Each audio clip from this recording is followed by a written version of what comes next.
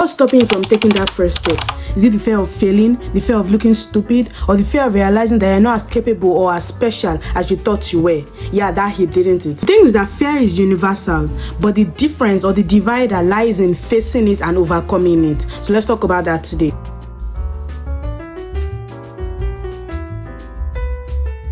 Hi guys, welcome back to my channel, and if you are new here, this is where we talk about growth, mindset and self-improvement. We talk about the barriers holding you back and how to move past them. Today we're going to be wrapping up the Why Can't I Get Started series with the finale, fear.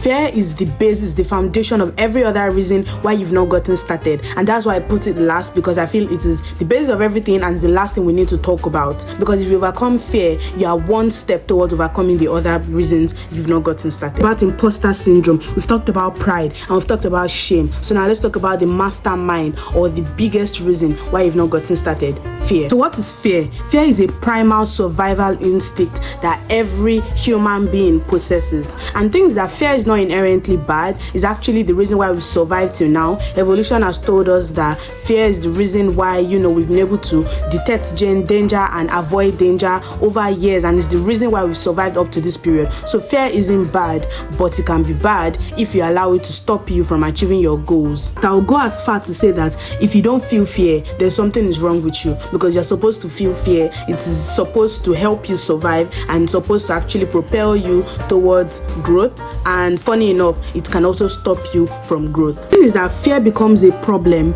when it begins to stop you from taking a necessary step, and that's when it becomes your enemy. Society tells us that fear keeps us rational, but I can tell you that fear can also make you irrational. And when it doesn't make you irrational, when you know you're supposed to take a necessary step towards growth and getting better, but you choose not to take that step because you are very afraid of what's going to happen, or the fear of failure, or you just choose not to move because you're frozen. You're frozen in fear. You've chosen not to take the step that you require to actually get to the next level of your life. Then fear becomes irrational, and once it starts holding you back, fear is your enemy. Think about it. You know what you're supposed to do, but you are not doing it.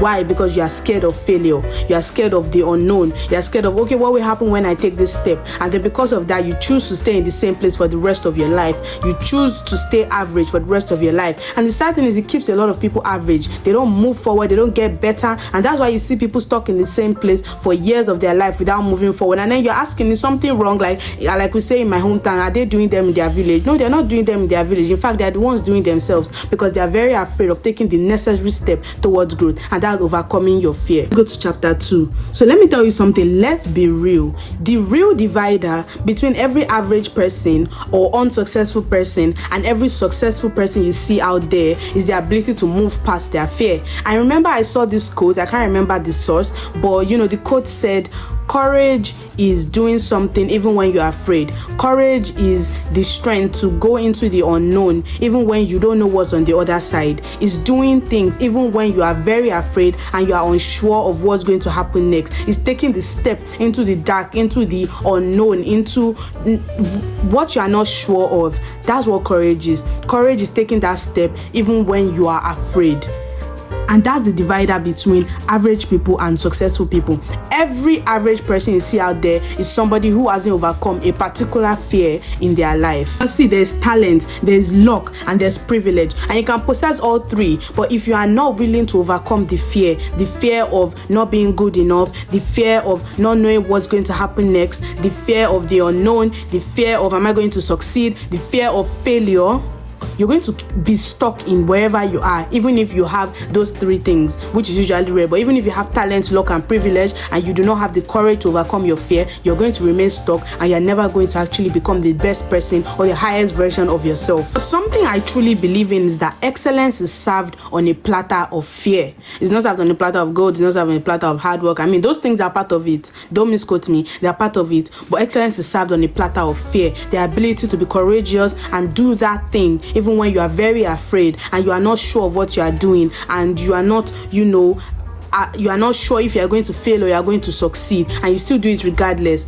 That's what excellence is. That's where excellence comes from. When you are served, when you have to do something and you do it, you take that platter of fare and you eat the entire thing up, because you've decided that you're still going to do what you're going to do, regardless of the fact that you are very scared and you are very afraid, because you're a human being and it's normal to be scared. Nobody's going to berate you for being scared, but you still have to do what you have to do, even if you are scared or you are not scared. And that's what makes, excellent and successful people, and that's the difference between them and those who don't actually become successful. The thing is that fear is both your friend and your enemy. So now the question is, how do you make fear work for you and protect you and not against you?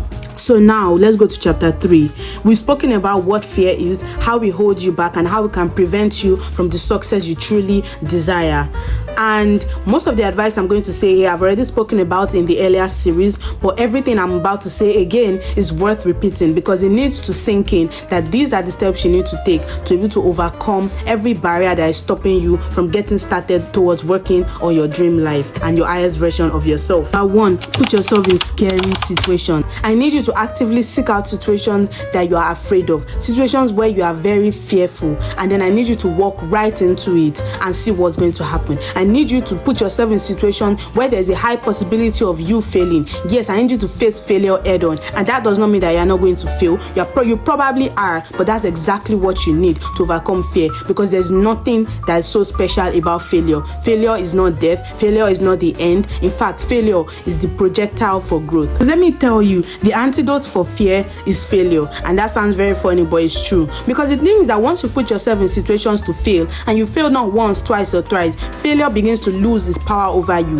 Fear begins to lose its power over you, and then you begin to think, if I've gone through failure and nothing happened to me in the end, and in fact I became stronger, then why am I afraid of failing?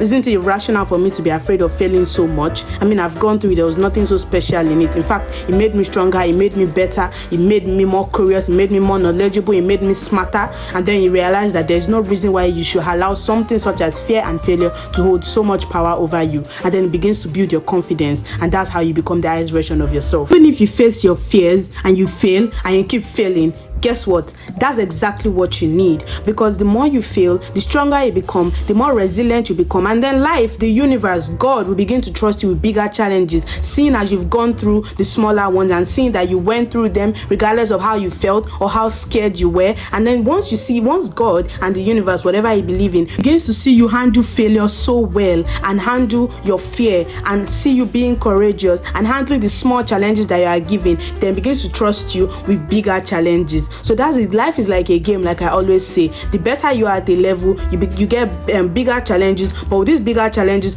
come bigger reward. So don't be afraid to fail, and don't be afraid of fear. Number 2, read. And like I've said in every other video, knowledge is power. And if you read and you begin to see much more perspectives to failure, you begin to see failure and fear not as something to be so afraid of, not as the end of the world, but as something to make you stronger, as something to make you better, and change your perspective on how you view fear and how you view failure. It will really, really, really help you to become better and handle fear and failure better. So number 3 is workout. Like I've said and I've always recommended in most of my videos, I need to start working out, because working out brings confidence, boosts your self-esteem, and helps you to face challenges and overcome them. It's not just about losing weight or building muscles, it's about facing challenges and overcoming them. If you don't think you need to lose weight or you need to go to the gym or work out so hard, still do it for your mental health. And you can do lighter exercises like walking and some light cardio or something like that. So, and stay tuned, because I'm going to be doing a series on productivity and fitness. In fact, it's the next series I'll be doing after this,